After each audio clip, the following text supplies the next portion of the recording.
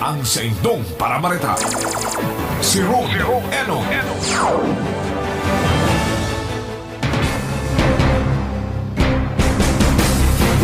Mga tugang aldaw kita nin Huwebes ngunyan, Pizza 24, Happy Pesta sa Juan Bautista.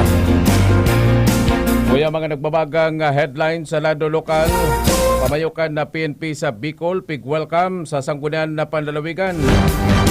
Petisyon para palayason ang APEC sa Albay, ipinaagi sa social media. Local government unit kan Iriga nagtagama ng 4 million pesos na itatabang sa Department of Education. DepEd nangapudan sa mga may dunong o kay man mga professional na magtabang sa Brigada Pagbasa. Dating Congressman Rolando Andaya tinamanin COVID. Iba pang headline sa lado lokal, mga parauma o mga may kagsidil kan na lote sa banuang kan pili ug mahon sa desisyon kan korte. Samantala sa lado kan na showbiz, Maha Salvador Bados. Yan ang headline sa tudsendo kan Rice Coffee 14 in 1 plus 1. Sunrise ang sasalubong sa inyong umaga, pampasigla at pampasaya. Sabayan natin ang sunrise. Come on, get up and rise. Rise Coffee para sa kalusugan. Rise Coffee 14 in 1 plus 1. Rice Coffee, purong-puro ang sangkap. Rice Coffee, enjoy ka na, healthy pa. Rice Coffee sa morning, Rice Coffee sa evening, Rice Coffee any time of the day for a healthy family. Okay, FM. Gusto ko, okay ka. Barata alas 7. Kabanata sa lado technical, Ferdinand Losada, inipon sendong lingkod si Ron Enon. Kuya na detalya sa inutunta sa lado lokal. Ako sa nang simpleng pagsabat o kaya man pag-welcome ki Police Brigadier General Junel Estomo, ang bagong Regional Director kan na PNP digdi sa Bicol. Ang ginibo kan na Sanggunian na Panlalawigan sa panginot mismo ni Vice Governor Imelda Papin. Presente kan na sugmaan mga bokal na sinda Bokal Angel Naval, Bokal Julia, Bokal Molo Hernandez, Bokal Hausian, asinman na Bokal Pardo. Niyantras na ang mga yaon naman sa online si Board Member Trixie Clemente Makiling, asinman na Board Member Noble, kabali paman si Board Member Robert Alpilor. Sa sesyon kan na sugma kabali sa mga nakabugtak sa agenda. Iyon na welcome ang bagong pamayokan na PNP sa Bicol na iniday pa sa nanahaloy magatukaw bilang Regional Director. Sa minsay kan na sugma ni General Junel Estomo, sinabi niya na solamente ang gusto niyan mangyari digdi sa Bicol. Iyon na may pamati sa publiko ang presensya kan na pulis. Ang nagabos ng mga programa maintindihan, asin masigurado na ang na pulis magiging katabang kan na publiko, lalo pa na nagkakaigwa nin mga isyo sa Philippine National Police na may mga pagkakataon na garangkayo kinakatakutan nini. Uyan na pahayag ni General Junel Estomo.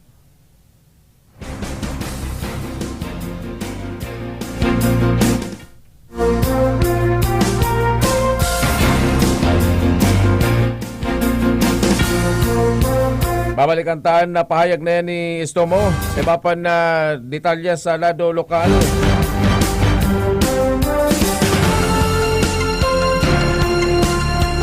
Kunuta muna na report ni Hil de la Cruz. Hil, please come in.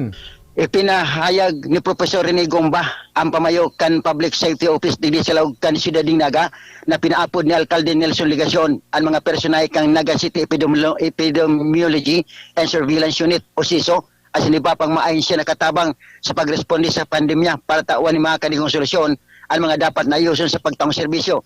Sigong kay Prof. Rene, nasa indang pigtukar ang mga naresibing mga reklamo asin huisyon para sa pagpapaorog kan serbisyo manungod sa pagresponde sa mga COVID-related concern. O yan na tingog ni Professor Rene Gomba, katakod ka na pahayag na yan. Na mapakaray sa operations, including the deployment and utilization of resources and personnel. So kabali din sa pagsiguro na sa mga hotline tapo na pinag-publish, may masimbag 24 hours dapat. So yan so naging focus. Ikalawa po, so pag-release kang mga results, kang antigen, kang RT-PCR swab, importante na dawat negatibo na ipapaabot po sa mga nagpa-swab. Iyan ang naging tingog ni Professor Rene Gomba matapos na siya magpahayag sa pagpa-interview sa OK FM. Action Balita sa OK FM PBN TV5, Marcel de la Cruz, gusto ko OK ka. Balik kita sa iba pang na detalyes sa lado lokal sa balikantan na pahayag ni General Estomo may koneksyon sa sayon na plano digdi sa Bicol Region. Sa ating butihing Vice Governor dito sa lalawigan ng Camarines Sur. Huwag kayong maglala, wala ko ibang adhikain dito sa PR5. Aside from yung sinasabi ng ating GPNP, yung ICP niya, yung Intensified Cleanliness Policy, sa akin naman is very clear to have a safe PRO fire. Ang ibig sabihin ng safe, all programs of the police must be safe. Makita ng taong bayan ng Bicol Region.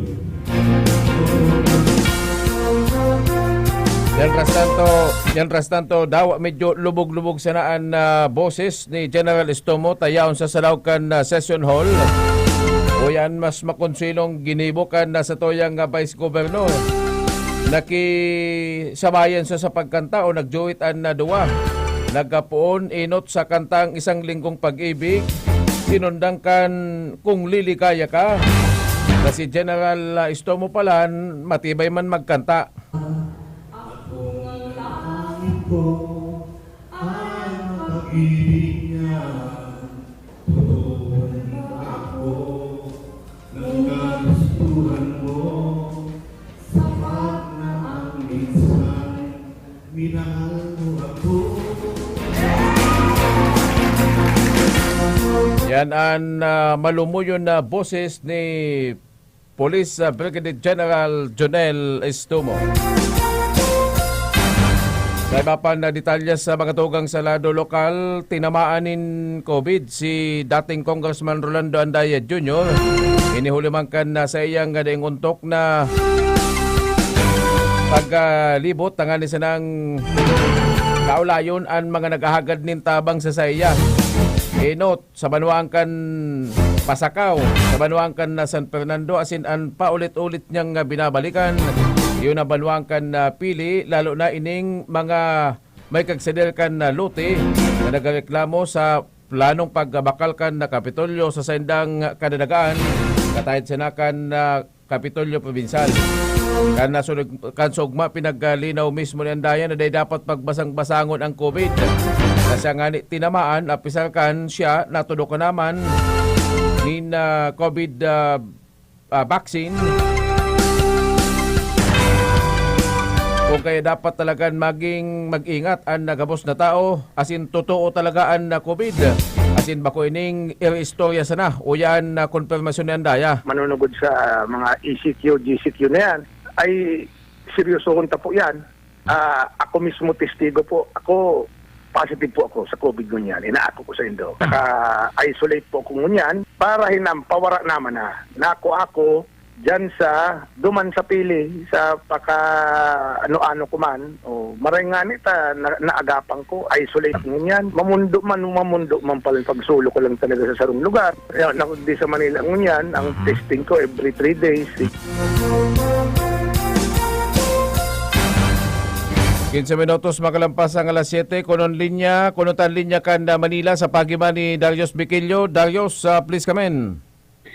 Maugmang binangalibog sa publiko ni PDEA Chief Wilkins Villanueva asin man PDEA PNP Chief Gilior Eliazar. Ang sendang ginibong pagsulukan maabot sa 912 kilos na pinagharalong heroin, ecstasy at Cebu na nagkakatinan gamos na 1,200,000,000 pesos. Ginito ang pagraot sa mga illegal na drogang ini sa siyudad kan Trece Parteres sa probinsya kan Cavite. Sinabi pa ni PDEA Director Villanueva na igwana sa ng sindang natatadang 567 kilos pang Cebu, digyan day pa nararaot minhuli sa atrasadong desisyon kan Korte. Base sa Implementing Rules and Regulation kan Dangerous Drug Act, dapat sa loob ng 72 oras mag-inspeksyon digdi ang Korte para dagos ng sunoon as hindi na mapakinabangan pa ang mga nagkadarako na illegal na droga. Yan ang aksyon sa OKFM asin TVN5. Darius Biquillo, gusto ko, okay.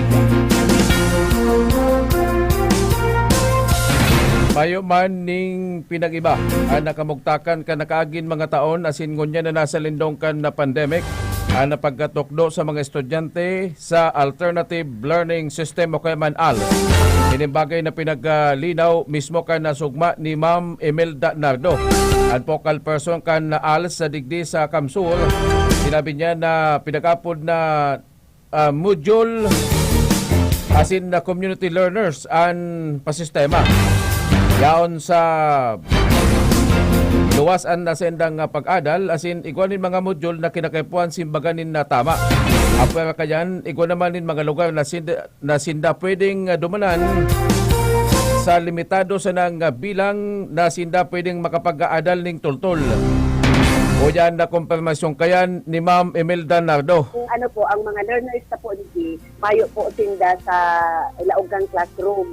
Yaon sinda sa mga community learning centers. Ang mga community learning centers po, minsan igwa sa laugang mga school, ang kadaklan po kayan, mga nasa barangay hall, ang harong ninda, pwede man po yan na po doon learning center. Basta po, kabus na lugar, kung saan pwede silang makanood, ang apod ta po, learning center. So, mayong pandemic, ang ginagamit niyo po talaga dyan, module. Kasi dinadarara talaga ninda yan sa harong para adalan ninda, ibabalik ninda, tama. Pag may face-to-face, igwaman po ning limited face-to-face na kang mga mas kimayo pang pandemic, 10, 11 na nagyadyan sa mga learning center. Pag available ang oras ninda, madyan sinda para mag-adal.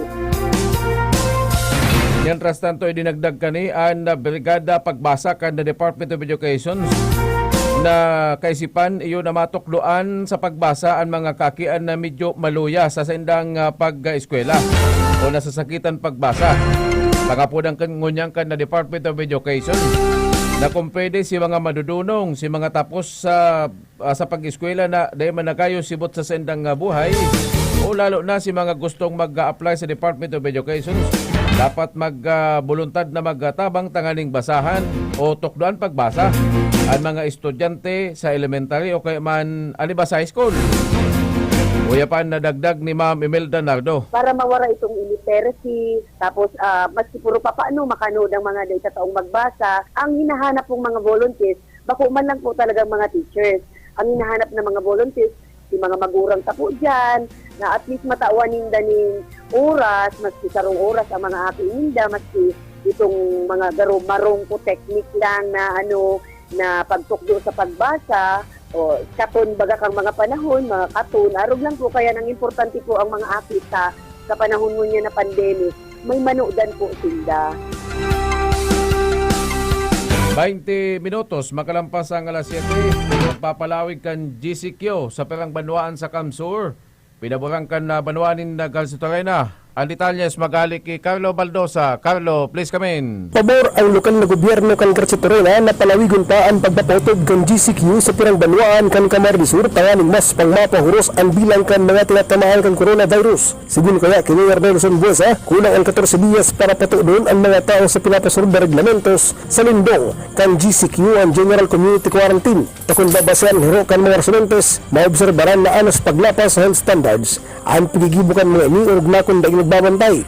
Dugan pa kay alkalde, dahil man daama kaapit sa pondo kan LGU ang pagpapalawig kan GCQ, ning huwit tamayo man nagaan ang pinagagasosan niyan ang munisipyo. Dahil man daan nabawasan o nabawasan ang trabaho kan mga tao sa kadailanan na siring man gaya pagitang exemptions o konsiderasyon para sa mga working residents. Yan ang aksyon barata sa OKFM masin PBN TV5. Ako si Carlo Baldo sa gusto ko, okay ka.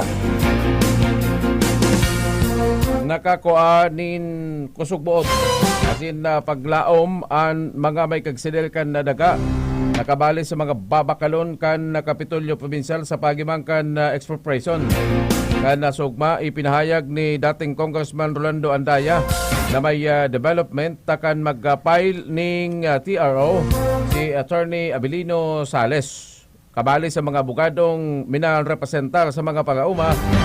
Igagad kanina kung pwede magkaigwaning kinsingal daw na pagpundo sa ginikibong nga pagtambakan mga truck sa mga lote na kung saan sinasabing nasa posisyonakan na Kapitolyo. Kan nasugma ipinahayag ni Andaya na sa enot na desisyon kan na branch sa 32 5th Judicial Region sa Banuang kan napili sa sala ni Judge sa Bibencio at Tutubo. Sinabi na sa inot na rangkada huna mo daog. Alagad kung basahon mo ning malinaw ang desisyon okay man ang surat biga sabi kanina pinapasumiter ang Kapitolyo Provincial sa pagiman ni Governor Mix Villaparte na an umah okay man ang daga na sa indang gustong bakalon talagang mayo nin asosasyon nin mga alligators o kaya mayo nin tultol na patubig. Sinabi ni Andaya na daipalan pwedeng inegotiate kung ang sarong lote may tultol na patubig lalo na kung ginagamit sa paguma. Sa laog nin sampulong aldaw pinapasimbag ang Kapitolyo kan na sinambit ng huwes asin na patunayan na mayo talaga ning bastanting supply nin tubig asin na sertifikasyon hali mismo sa National Irrigation Administration. Yan, ay ano kita, kumbaga, daan na kita sa legal na rula. Ang in-apply po kang mga abogado ni Atty. Sales, dyan po sa kay Judge Atutubo, TRO. Ang TRO po kaya itong papapunduhon itong patrabaho within 15 days. 15 days na. Pero ang naging epekto kang sa iyang, dahil niya tinaotong TRO. Kaya sa inot na pagbasa mo, mati mo daog.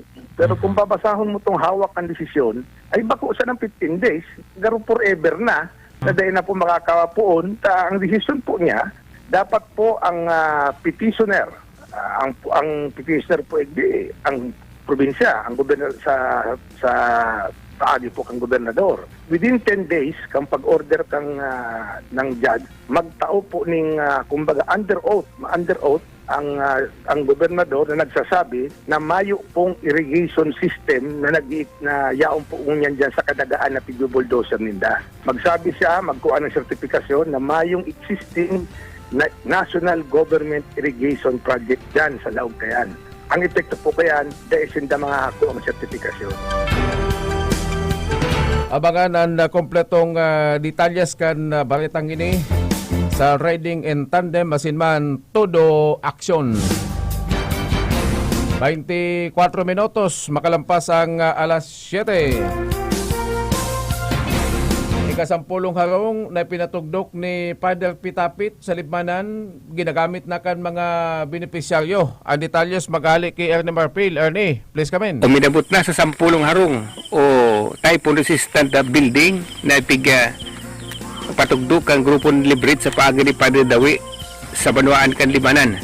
Sigun sa report, adi ka 10 harong na ini, anas pinagatarabang-tabangan na rabusan kan mga volunteers urog na itong indot na nagkataraon manin haro nagtabang asin nagampag maning kusog pwersa tagani na mapatidog ang ikasampulo na harong na tigpapanaukan grupo ni Padre Granwil Dawi Pitapit por medyo kan bagan ini sigun ki Padre Dawi Pitapit apira kan 10 nang naitugdok kan sa nang grupo kan Liberate asin mga volunteers na pigtatarabang-tabangan na pakumpunihon sa paginin voluntad na kusog igwa pasubot sinang ituturugdok pang mga harong para sa mga deserving ubaga man dapat makagwaning harong na hinagop kan mga nagtaralikod na kalamidad na nanganaan asin iningon yan ansay ng pagpuproseso mga papel tangani na mapatugdukan man ang sinambit ng resipyente. Ang mga resipyente na dapat maka-approve sa sinambit ng project, dapat may papel sinda na ipipresentar na iguang donasyon indagaan kag sa diri kasi nagtutugdukan tangani na magpaka-problema sa maabot na panahon. Dapat sinda talagang indigent o mayong-mayo na gayo asin man grabe ang pangangaipo an dapat maging benepisyaryo. Bintras tanto, an inot nang natugdukan kang grupo kan Librit sa pagi ni Pader Dawi sa Banuan kan Libanan, ang nagapaabot maning kaugmahan dapit sa sinambit ng lakdang na magpanauning harong na typhoon resistant, pusog. Papurin kan bagay na ini, ang mga resipyente ang nagpahayag, sa ngunyan, nagtuturog na sinaning nanok, asin dahil natakot sa pagyo, nunili man tamatibay, pusog, asin man puwerte ang pagkakonstruir kan mga harong na pigpapanaon ni Padi, Dawi Pitapit, o ruglaan grupo kang Librit. Yan ang action report sa OK FM TV5 Naga. Ako si Ernie Marfil. Gusto ko, okay ka. Sa iba pang na detalyes sa mga tugang Senado lokal, nagkalat na ngunyan sa probinsya kan Albay ang link na kung saan na petisyon tangan sa ng palayaso na sa Albay an APEC.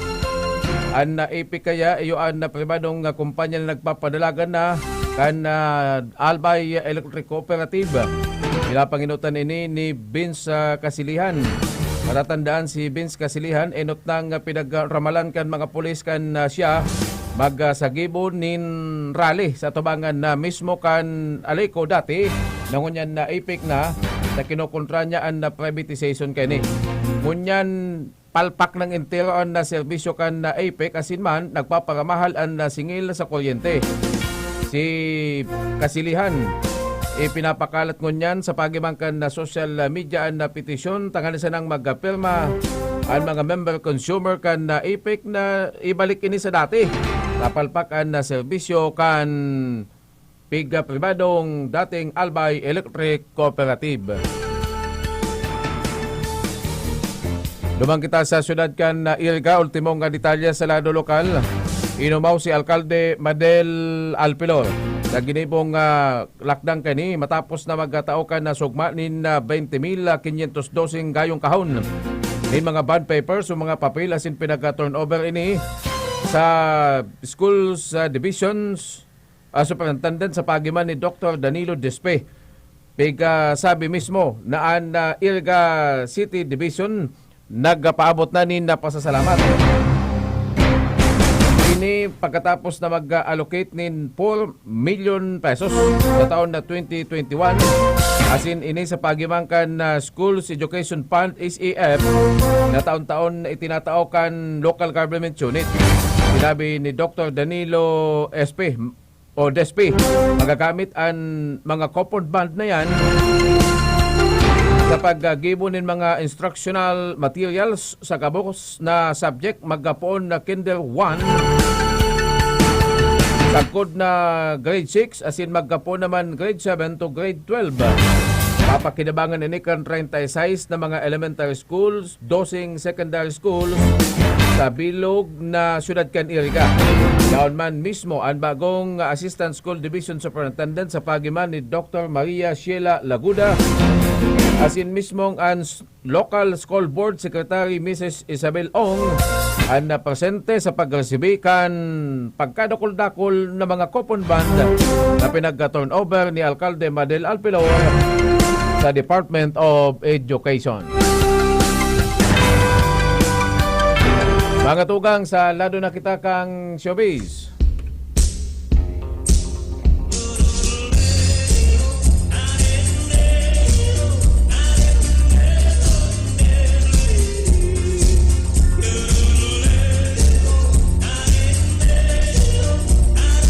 Sa lado kita kan showbiz, abo mo nang maggamit nin PT o kay man pregnancy test ni Maha Salvador imbes ini-enjoy niya an pagmati kan babae kan mga panahon na dahi pauso an modernong teknolohiya. Imbes ginagamit sanaan makaluma na kung saan kumbakong pulsohon sa liog, pinupulso sa may yapon kang lalamunan o kunday man sa pulso. Yan ang style kan mga gurang kan panahon kung paano madidiscover na ikapalan na bado sa makalumang sistema kung sunod-sunod ang heartbeat o ang pulso kan na babae.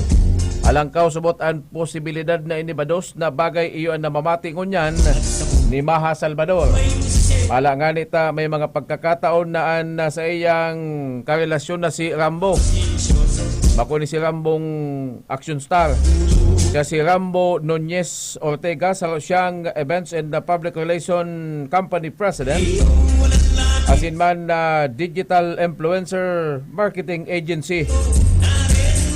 Si Maha Salvador pasir simple sana sa iyang buhay, alagad siya palaan nakikipag live-in na sa iyang boyfriend. Naugma si Maha Salvador tangon niyan ang mga trip niyang kakanon kung bakong baligang sobrang alsom na mangga itong medyo putot pa o kung daiman balingbing itong klase nin prutas na masakiton hanapon. Ang makonsuelo pa kanita ang trip ni Maha Salvador magkakangka ni alas 12 nin matanga. Sa ultimong an napudpanda day kayang disponeron ang kahagadang kan na aktres. Kadakol man ang naghihinayang sa sikat na artistang si Maha Salvador. Natibad kung siya maggabados maging garabanan na sa iyang hawak. Sa kadakulan nagpapantas sa iya. Asin baka ang mga company nin mga inomon dahil na siya kung ano na model. Si Maha Salvador inot nang nagsabi na mayo siyang pakialam kung mayo nang maghiling kan sa iyang mga kalendaryo. Ang pinaka-importante, gusto niya nang maglaog sa kakaibang buhay. Iyon ang buhay, pagpapamilya na igwanin, dakol na mga aki. Yan ang mga nagbabagang informasyon ngunyan aldaw na Webes. Salado Technical Ferdinand Losada. Inipon sa indong lingkod si Ron Enon. Salamat po kan sa indong pagkatabay. Mga nakateleponan ka mga bareta lokal, nasyonal, showbiz, asin karawan, sa bareta, alas 7. Bareta, alas 7. Okay, FM. Gusto ko, okay ka. Lahat ng hanap mo ay naririto. Kung pinakamurang presyo